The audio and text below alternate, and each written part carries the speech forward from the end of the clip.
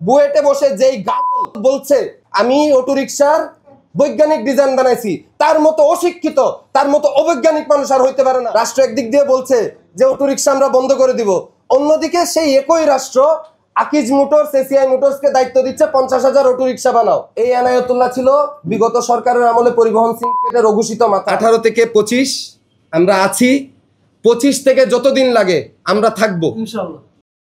আমাদের এক হাফ পাসের অধিকার আদায় করার জন্য 6 বছর ফাইট করা লাগছে, আমরা থেমে যাই নাই। আমরা বাকি যে আমাদের অধিকার সেগুলো বুঝে নেওয়ার জন্য, জনগণের ন্যায্য হিস্সা রাষ্ট্রের উপর বুঝে নেওয়ার জন্য যতদিন রাস্তায় থাকা লাগে আমরা থাকবো, আমরা সক্রিয় থাকবো ইনশাআল্লাহ। এদের ব্যাপারে আদালতের একটা স্পষ্ট নির্দেশনা এসেছে।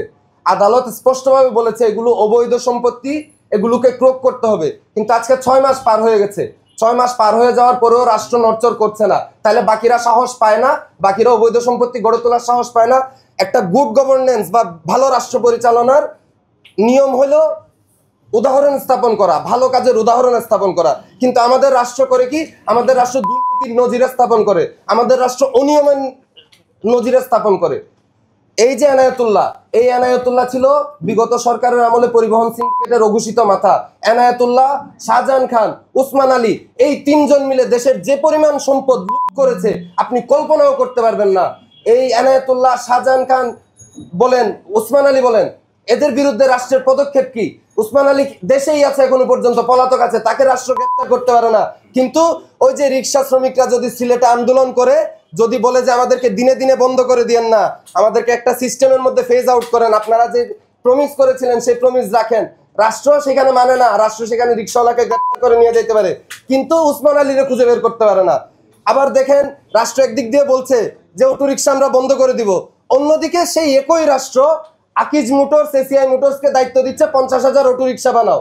ভাই, থ্রি হুইলার কেমনে, থ্রি হুইলার বৈজ্ঞানিক ডিজাইন হয় কেমনে? বুয়েটে বসে যেই গাড়ল বলছে, বুয়েটে বসে যে আমি অটো রিকশার বৈজ্ঞানিক ডিজাইন বানাইছি, তার মতো অশিক্ষিত, তার মতো অবৈজ্ঞানিক মানুষ আর হইতে পারে না। থ্রি হুইলার কোনোদিন বৈজ্ঞানিক ডিজাইন হইতে পারে না। একটা থ্রি হুইলারে সবসময় ব্যালেন্স ইস্যু থাকবে, আপনি কোনোদিন ব্যালেন্স করতে পারবেন না 3 চাকার উপরে। হয় 2 চাকায় আসেন, নাহলে 4 চাকায় যান। 3 চাকার পরিবহন উন্নত রাষ্ট্রগুলোতে আপনি কোনোদিন দেখবেন না। রাষ্ট্র বলছে আমরা সমাধান চাই, কিন্তু গোড়া দিয়ে নতুন নতুন নতুন নতুন সমস্যার সৃষ্টি করছে আমাদের অবস্থানের বিরুদ্ধে। আজকে যে আমরা সংবাদ সম্মেলনটা করছি, এটার উদ্দেশ্য হলো আদালতের যে নির্দেশনা থাকার পরেও এই যে রাজনৈতিক প্রভাব এবং ঘুষ দিয়ে রাষ্ট্রীয় একটা প্রতিষ্ঠান, দুদকের মতো একটা প্রতিষ্ঠানকে যে নিষ্ক্রিয় করে রাখা যায়, এটা আমরা জনতাকে জানাইতে চাই।